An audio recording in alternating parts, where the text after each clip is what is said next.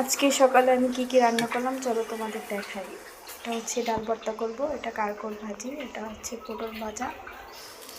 তো কড়াইতে তেল দিয়ে নিব। তো ডালটা আমি আগেই সেদ্ধ করে নিয়েছিলাম। এখন হচ্ছে এখানেও একটা বসায় দিয়েছি, এখানে হচ্ছে পটল ভেজে নেবো। আজকে একটু তাড়াতাড়ি রান্না করতে হবে এই কারণে। তো এখন হচ্ছে ডাল ভর্তার জন্য পেস্টটা একটু ভাজা ভাজা করে নেব।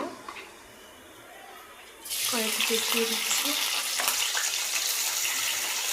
সকালের দিকে আমার কাছে ভর্তা টর্তা ভাজি টাজি এগুলাই বেশি ভালো লাগে। তো আমি সবসময় এইগুলাই চেষ্টা করি সকালে রান্না করার। তো প্রতিদিন একা একা রান্না করি, আজকে তোমাদের মাঝে একটু শেয়ার করলাম।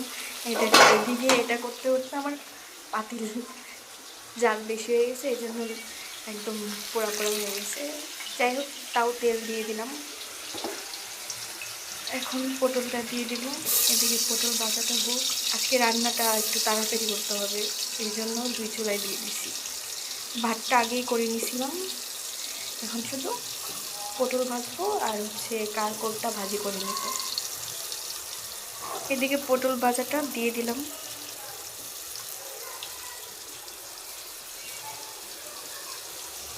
এখন হচ্ছে পেস্টটা ভাজা ভাজা করে উঠাইবো। পেস্ট ভাজা হয়ে গেলে মরিচগুলো ভাজে নেব।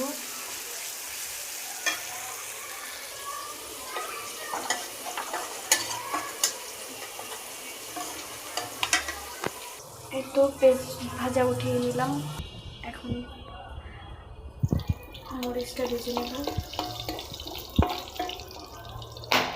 বন্ধুরা, তোমরা কে কে এরকম ভর্তা খেতে পছন্দ করো অবশ্যই কমেন্টে বলে যাবা। আমার ভিডিওটা যদি ভালো লাগে অবশ্যই লাইক সাবস্ক্রাইব করে দিবা। আমি ওরকম পারি না, বুঝি না, যতটুকু পারিছি অতটুকু দেখাচ্ছি তোমাদের।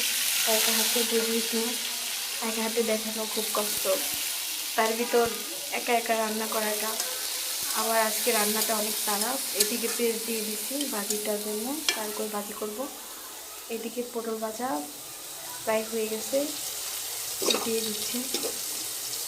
উল্টিয়ে না দিলে আবার ওইদিকে লেগে যাবে, পুড়ে যাবে। তাও দেখো একটু পোড়া পোড়া হয়ে গেছে, ওই যে আগেই এটা পুড়ে গেছিলো না, এই জন্য এরকম হলো। একা একা রান্না করতে গেলে কত কিছু যে হয়, কত দিকে কত কিছু আমার বাষ্প হয়ে যায়। প্রতিদিন তো একা একা রান্না করি, আজকে তোমাদের মধ্যে শেয়ার করলাম। আমার ভিডিওটা ভালো লাগলে অবশ্যই তোমরা সাবস্ক্রাইব লাইক করে দিবে। এই তো এখন সামান্য পরিমাণের স্বাদ মতো লবণ দিয়ে দিই।